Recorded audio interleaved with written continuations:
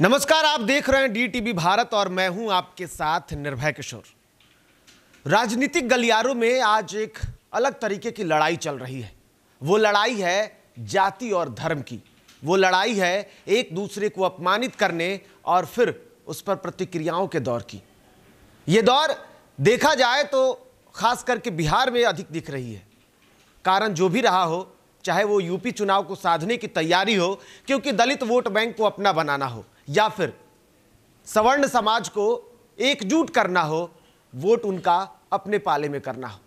लेकिन जिस तरीके से पिछले 3 से 4 दिनों में बिहार के पूर्व मुख्यमंत्री जीतन राम मांझी के द्वारा जो एक खास समाज पर विवादित बयान दिया गया, उसके बाद राजनीति तेज है।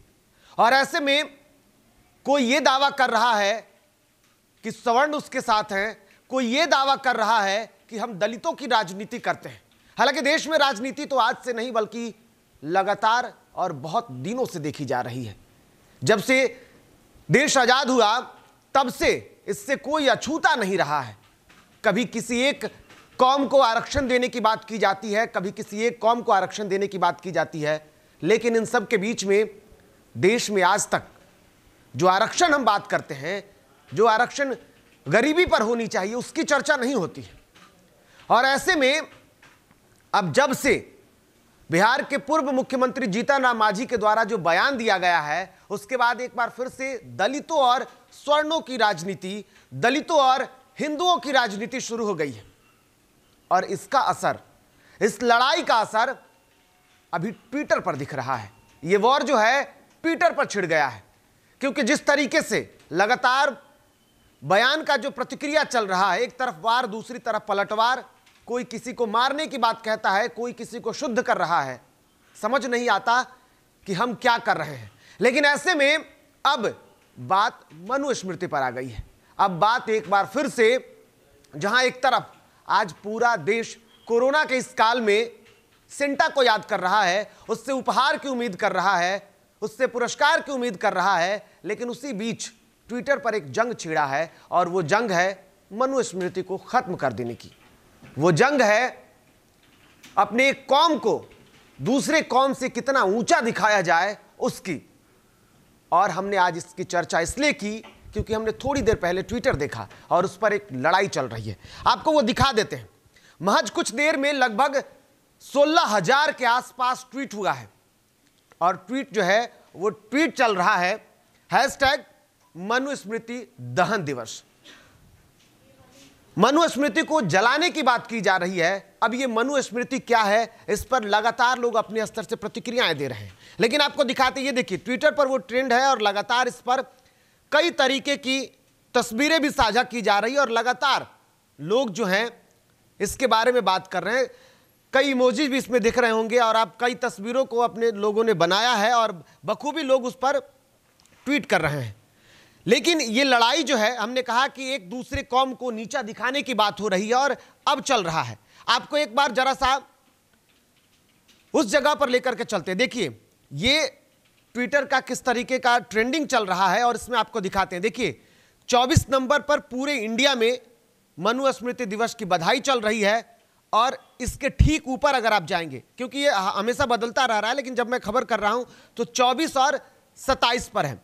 27 पर देखिए लिखा हुआ है कि हम मनुस्मृति पूजेंगे और एक जगह चल रहा है दहन दिवस की बधाई। यानी कि लगातार समर्थक भी दिख रहे हैं और उसके विरोध करने वाले भी दिख रहे हैं।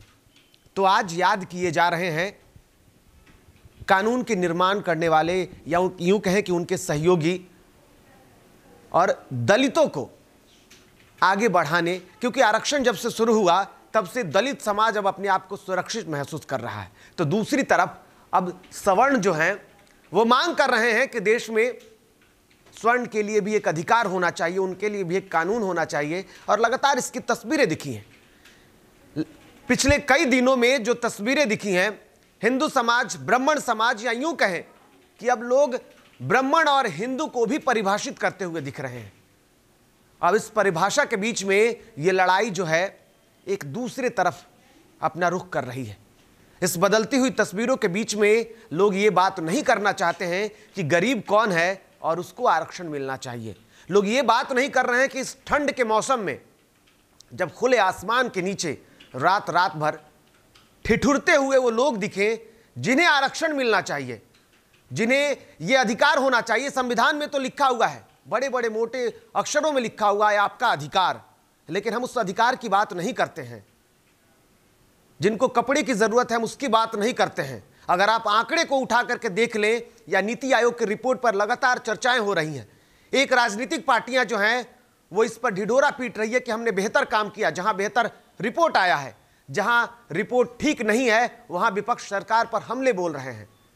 लेकिन कोई उस आरक्षण की बात नहीं कर रहा है, कोई उस अधिकारों की बात नहीं कर रहा है। बात आज जाति और धर्म पर आ गई है। राजनीति आज जाति और धर्म पर हो रही है।